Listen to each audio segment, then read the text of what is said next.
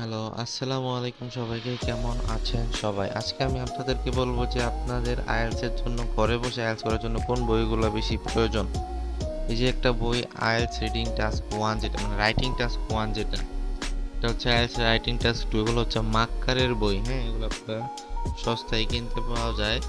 এসব বইগুলো কিনলেই আপনাদের IELTS এর জন্য ভালো একটা প্রিপারেশন হবে। এটা হচ্ছে রাইটিং টাস্ক 2, টাস্ক 1, টাস্ক 2 আর একটা হচ্ছে স্পিকিং এর জন্য। মাক্কারের এই তিনটা বই খুবই ইম্পর্টেন্ট।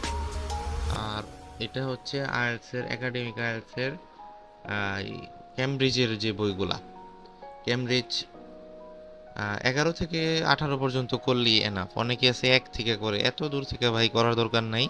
আপনারা এই কমই করেন, লেটেস্ট গুলা করেন, 11 থেকে 18 করেন বা 15 থেকে 18 করেন। আর আমার চ্যানেলটাকে সবাই একটু সাবস্ক্রাইব করবেন, এই ভিডিওতে 100 লাইক করে দিবেন আর 1000 সাবস্ক্রাইবার করে দিবেন প্লিজ সবাই।